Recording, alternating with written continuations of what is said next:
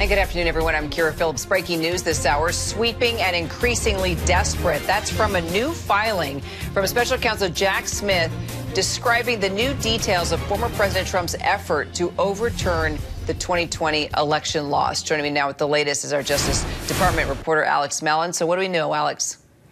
Yeah, so Special Counsel Jack Smith filed this in response to the Supreme Court's July ruling that, effectively gave Trump a lot of immunity that he asked for in this indictment. And this is basically Jack Smith's way of piecing through every piece of evidence that he plans to put forward at trial and making the case that this is former President Trump acting in a private capacity, not an official capacity in any way. And in doing so, he's laying out evidence that we've never seen before that is introduced as part of this roughly 165-page filing. Things like former President Trump speaking to private family members and saying that it does not matter if you won or lost the election, you still have to fight like hell.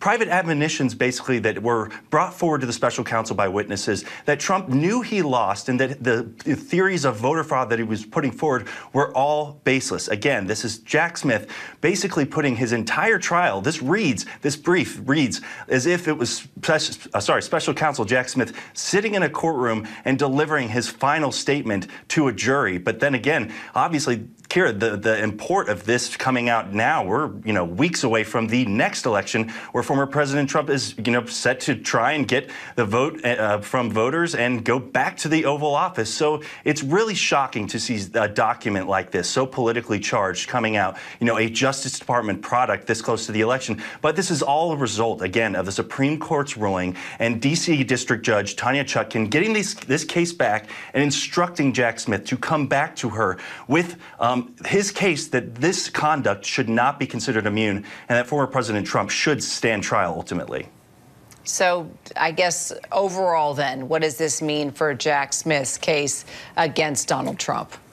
Yeah, I think we're going to have to see now. I think this is back to D.C. District Judge Tanya Chutkan. She's going to read through this brief, examine each of the points that Jack Smith lays out, all these bits of new evidence that he tries to use to make the case that former President Trump was clearly in all these instances acting in a private capacity, not an official capacity. So she's going to obviously now hear arguments from Trump's team that they're going to put forward their case that this was official conduct, that he should be immune. Their big point, the former President Trump's team, is that specifically this case should be killed as a result of the conduct that is alleged between former President Trump and then Vice President Mike Pence. They say once that conduct is ruled official, then the entire case should be thrown out. So we're going to see, obviously, the former President Trump's team come forward with their counterfiling. We'll probably see a hearing sometime in the near future where this is argued out. But again, I think the big news is obviously in this filing, the new pieces of evidence that Special Counsel Smith is bringing forward here.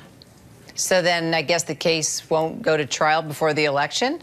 Does it go away entirely if Trump wins a second term?